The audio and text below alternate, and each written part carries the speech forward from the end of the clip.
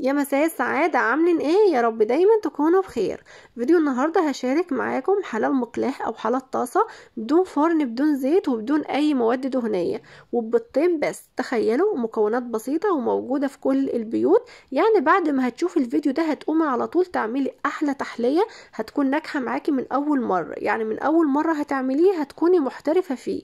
انا بقول كلام موزون يا جماعة. اما بقى لو هتكلم عن الطعم فهو حكايه وبيدوب في البق ذوبان.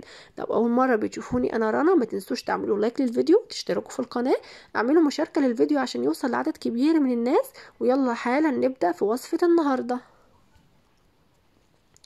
في بوله نزلت ب2 بيضه بحراره الغرفه، معلقه صغيره من الفانيليا السايله او الفانيليا البودر، كوباية الا ربع من السكر، سكر عادي اللي موجود في كل البيوت. هنا بقى نقدر نستخدم المضرب الكهربي او المضرب اليدوي او الخلاط الكهربي العادي خالص اللي موجود في كل بيت.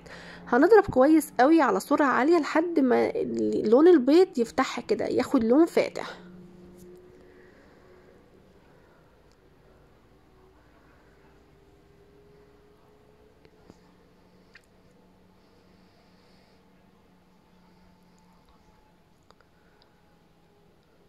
تقريبا كده دي الدرجة المظبوطة، لون البيض افتح شوية. هبدأ بقى هنا انزل بذرة كده من الملح بين صوابعينك كده، حاجة صغيرة من الملح، وهديها كمان ضربة. هنيجي بقى للمكونات الجافة، هتكون عبارة عن كوباية وتلت من الدقيق او الطحين، معلقة كده مليانة من البيكنج باودر، معلقة ونص من الكاكاو الخام. الكاكاو اللي انا مستخدماه في وصفة النهاردة الكاكاو الفاتح، لو كاكاو غامق يبقى كفاية معلقة واحدة بس.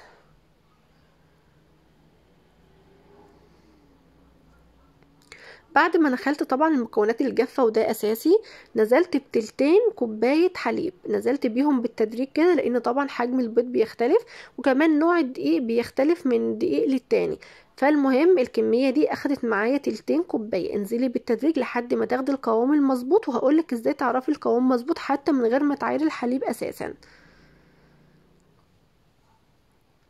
القوام نفس قوام الكيك، ترفعيه كده تلاقيه بيتصب معاكي بس يعلم ويتوه. يعني بصوا لاحظوا، هيبدأ ان هو يعلم كده وتلاقوه يمشي تاني، يعني يعلم ويمشي زي ما انتوا شايفين كده.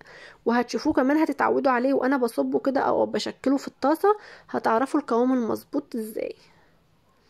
طاسة رفعتها على النار، مسحتها بالزيت بفرشة كده او بقطنة ان شاء الله، حتى لو بشاشة نظيفة عندك.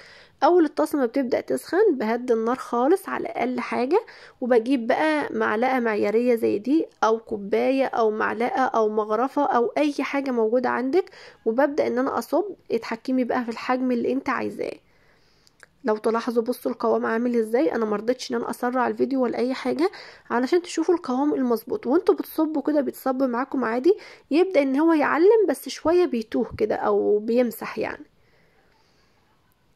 اعملوا بقى حسب الطاسه اللي موجوده عندكم، بس حاولوا اول مره تصبوا او اول مره تعملوها حطوا واحده بس. لقيتوا درجتها مظبوطه كملوا تمام كده. المهم اعملوها على نار هاديه او الطاسه بس ما تسخن، على اقل نار عندكم، علشان مش عايزين ان هو يتحرق بسرعه وتلاقوه كده مستوي ونافش كده وخفيف زي ما شفتوا في بدايه الفيديو.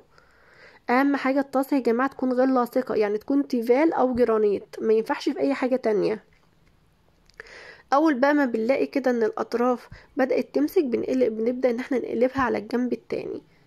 بثبتي اللي بقى اي حاجة حرفها رفيع بنبدأ نشيلها. ده لون يعني مظبوط تحفة. طبق بقى او صينية او اي حاجة عندك تكون ناشفة هنبدأ ان احنا نخرجه ونحطه عليها كده، نفرده ما نرصهوش فوق بعضه، عايزين يكون جنب بعضه كده ونسيبه ان هو يبرد.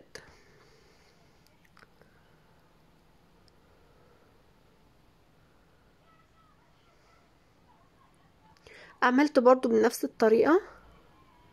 طبعا هما طريقتين تشكيل. بص اول ما بتلاقوا الجنب بدأ ان هو يمسك نفسه كده نبدأ ان احنا نقلبها على طول، بس طبعا بالراحة.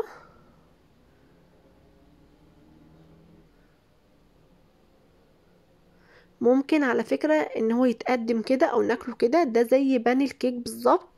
طعمه بجد تحفة. بقى اللانش بوكس، اطفال ولادكم رايحين المدرسة او رايحين الحضانة، او يا سلام للفطار بقى لو محتارة كده ومش لاقية حاجة تفطري بيها، هتقومي في 5 دقايق تعمليه جنب كوباية شاي او جنب كوباية لبن. تحفة.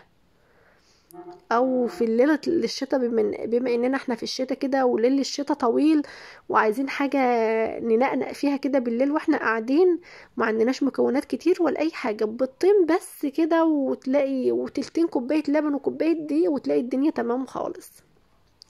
نروح بقى على الطريقة التانية.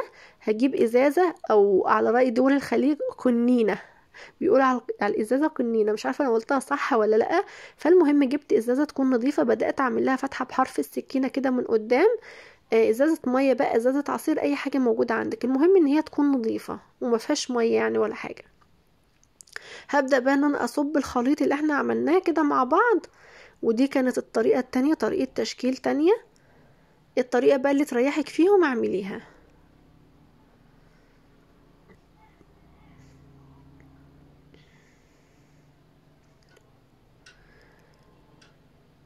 طبعا تنفع في الازاز اللي هي بتاعه الصوصات، مثلا بتاعه المايونيز او الكاتشب، او في ازاز بتتشري من عند بتوع ادوات المنزليه، وانا على فكره عندي منها. بس انا اتعمدت ان انا استخدم الازازه علشان انا عارفه ان دي اللي هتكون متوفره في كل البيوت. حبيت ان انا يعني على قد ما اقدر استخدم الحاجه اللي هي تكون عند الناس كلها. ابدأي بقى صب كده الخليط بتاعك، وتحكمي في حجم القرص زي ما انت عايزه، بس طبعا لما بيكون صغير بيكون احسن، بيكون شكله كيوت كده وحلو. ونفس الطريقة بقى، طاسة لاصقة، اول ما بتسخن بنهدي النار خالص، بنديها مسحة زيت بسيطة بفرشة، وبنصب فيها الخليط الكيك بتاعنا كده. واول ما بيبدأ ان هو، بصوا تلاحظوا يعني بحرف الاسباتيلا كده او بالطرف القداماني، ببدأ ان انا ادخلها تحت منه. والله لو دخلتها ولقيتها ان هي بسلاسة كده وبسهولة بتدخل، نكمل. لانها لسه ما مسكتش نفسها وطرية، سيبوها كمان كام ثانية كده. وطبعا تصبوا الحاجة وتمشوا، لا خليكوا جنبها، ده ما بتاخدش حوالي 30 ثانية وبتكون تمام. ده اللون المظبوط، او زي ما بيقولوا ما هو مطلوب اثباته، هو ده اللون الحلو.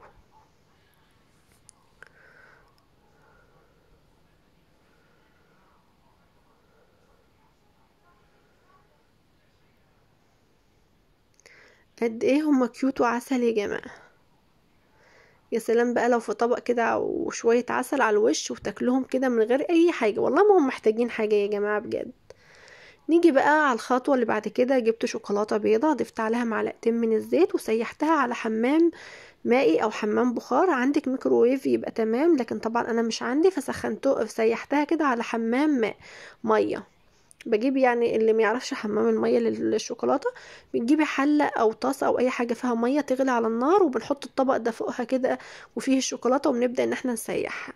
وبحط كده طبقة في النص زي ما انتوا شايفين كده، كل اتنين فوق بعض. اخر حاجة بقى اللي هو الكفر النهائي او الشكل النهائي اللي انتوا شفتوه في بداية الفيديو. بجيب شوكولاتة عليها معلقتين زيت، وبرضو على حمام بخار بسيحها، وابدأ ان انا ازين بيها. طب لو انا مش عايزة الخطوة دي او ما عنديش، ممكن نعمل صوص شوكولاتة في البيت الاقتصادي، انا قبل كده شاركته، ان شاء الله هسيب لكم الفيديو في صندوق الوصف. هقول لكم على الحته دي وبعدين ارجع اقول لكم على صوص الشوكولاته الاقتصادي. بجيب كده الشوكه وبحط عليها القرص اللي احنا عملناه، وبصب عليها شوكولاته بالمعلقه. ما تحاولوش تحطوا الشوكولاته في القرص في قلب الشوكولاته عشان هتشرب منكم شوكولاته كتير، لا اعملوها زي انا بعملها كده، ونفضوها كويس قوي من الشوكولاته، وعلى ورق زبده. واساسي يا جماعه على ورق زبده او على كيس تحطوا عليها الاقراص دي، لان لو على صينيه هتلزق فيها وتمسك جامد. وزينوها بقى باي حاجه. انا جبت كده الشوكولاته الحبيبات الملونه دي من السوبر ماركت، تقدروا تسيبوها كده، تقدروا تزينوها بالحبيبات اللي انا عملتها، او ممكن بسكوت مثلا ساده مطحون، او ممكن شوكولاته بيضه تعملوها خيوط، او مكسرات مطحونه، اي حاجه زينوا زي ما انتوا عايزين. صوص الشوكولاته بقى هقول لكم بسرعه، وبرده هسيب لكم اللينك ان شاء الله. كوبايه من السكر البودره، كوبايه من اللبن البودره، كوبايه من اللبن، ونص كوبايه من الزيت، وبنقلبهم على بعض كويس قوي، سواء مضرب كهرباء او خلاط او مضرب يدوي، وبتاخدي احلى صوص شوكولاته. ممكن تستبدلوه بدل الشوكولاته دي. بنسيبها طبعا بقى بعد ما زينتها كده، بحطها في التلاجة 10 دقايق تمسك نفسها، وتقدروا ان انتوا تقدموها كيوت وقمر كده. الفيديو انتهى، اتمنى السعاده والتوفيق للجميع.